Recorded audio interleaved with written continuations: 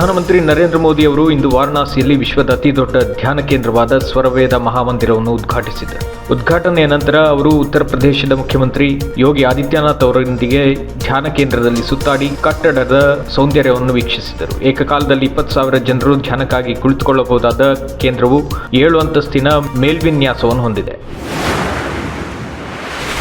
ಜ್ಞಾನವಾಪಿ ಮಸೀದಿ ಸಮೀಕ್ಷೆ ವರದಿಯನ್ನು ಇಂದು ವಾರಣಾಸಿಯ ಜಿಲ್ಲಾ ನ್ಯಾಯಾಲಯಕ್ಕೆ ಆರ್ಕಿಯಾಲಜಿಕಲ್ ಸರ್ವೆ ಆಫ್ ಇಂಡಿಯಾ ಸಲ್ಲಿಸಿದೆ. ಇದು ಮೊಹರು ಮಾಡಿದ ದಾಖಲೆಯಾಗಿದ್ದು ಒಟ್ಟು 1500 ಪುಟಗಳ ಮಾಹಿತಿಯನ್ನು ಹೊಂದಿದೆ. ಪ್ರಕರಣದ ಮುಂದಿನ ವಿಚಾರಣೆ ಗುರುವಾರಕ್ಕೆ ನಿಗದಿಪಡಿಸಲಾಗಿದೆ. ದೂರಸಂಪರ್ಕ ವಲಯವನ್ನು ನಿಯಂತ್ರಿಸುವ 138 ವರ್ಷಗಳಷ್ಟು ಹಳೆಯದಾದ ಭಾರತೀಯ ಟೆಲಿಗ್ರಾಫ್ ಕಾಯ್ದೆಯನ್ನು ಬದಲಾಯಿಸಲು ಕೇಂದ್ರ ಸರ್ಕಾರ ಸೋಮವಾರ ದೂರಸಂಪರ್ಕ ಮಸೂದೆ 2023 ಲೋಕಸಭೆಯಲ್ಲಿ ಮಂಡಿಸಿತು. ಕೇಂದ್ರ ಐಟಿ ಸಚಿವ ಅಶ್ವಿನಿ ವೈಷ್ಣವ್ ಅವರು ಇಂದು ಲೋಕಸಭೆಯಲ್ಲಿ ಟೆಲಿಕಾಂ ಮಸೂದೆಯನ್ನು ಮಂಡಿಸಿದರು.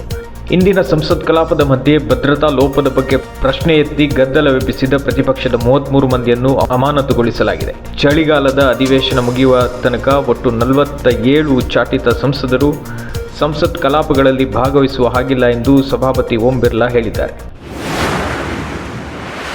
ಕೆಲ ದಿನಗಳ ಹಿಂದಷ್ಟೇ ಬೆಂಗಳೂರು ಸೇರಿದಂತೆ ಮಹಾರಾಷ್ಟ್ರದ 44 ಕಡೆಗಳಲ್ಲಿ ದಾಳಿ ನಡೆಸಿದ್ದ ರಾಷ್ಟ್ರೀಯ ತನಿಖಾ ದಳ ಎನ್ಐಎ ಇಂದು ವಾರದ ಆರಂಭದಲ್ಲಿಯೇ ತನ್ನ ಬೇಟೆ ಮುಂದುವರೆಸಿದೆ.